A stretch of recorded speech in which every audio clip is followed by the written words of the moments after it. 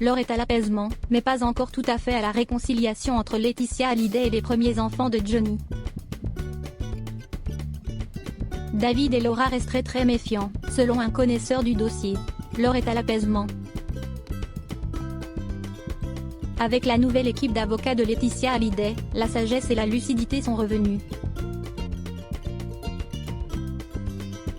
Et nous saluons leur prise de conscience et leur courage, avait déclaré l'avocat de David Hallyday, maître Pierre-Jean Douvier, alors qu'un accord était annoncé entre Laetitia Hallyday et les deux premiers enfants de Johnny Hallyday. Au mieux, il est espéré pour le mois de novembre, mais David Hallyday et Laura Smith n'auraient pas totalement lâché les armes. David et Laura sont sur leur garde. Ils sont heureux que le dialogue reprenne mais restent très méfiants, affirme dans les colonnes du magazine Public un connaisseur du dossier.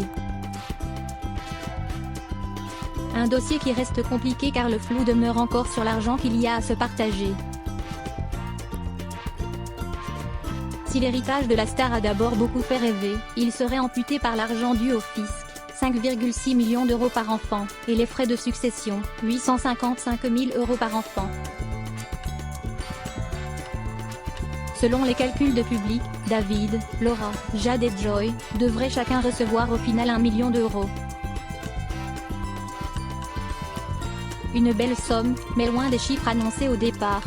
2,5 millions d'euros reviendraient à sa veuve, Laetitia Hallyday. Mais celle qui est désormais comblée par Pascal Ballan aurait trouvé un autre système qui lui aurait permis de mettre de l'argent de côté avant d'afficher sa volonté de faire la paix. Selon les informations publiées par Le Figaro il y a quelques semaines, 3 ans avant la mort du chanteur, elle aurait signé une foule de documents aux côtés de son mari, au sein d'un trust appelé LMS, pour Laetitia Marie Smith. 50% de la fortune de Johnny pourrait y avoir été placée. Public évoque la somme de 40 millions d'euros. C'est ce qui explique que Laetitia puisse vivre si confortablement, commente la source de Public.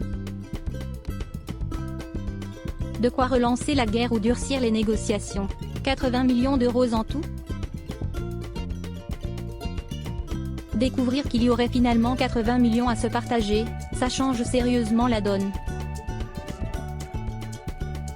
Sans oublier la rente que représentent les royalties et les droits d'auteur de Johnny, environ 3 millions par an, analyse dans le magazine une source judiciaire alors que le deuxième album posthume de Johnny Hallyday caracole en tête des ventes.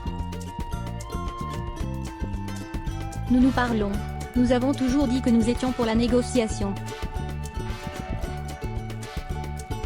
Mais aussi que nous attendions des preuves d'amour, a résumé l'avocat de Laura Smith, maître Ravana dans Le Parisien. Prochain rendez-vous, amoureux, au tribunal de Nanterre le 12 décembre prochain.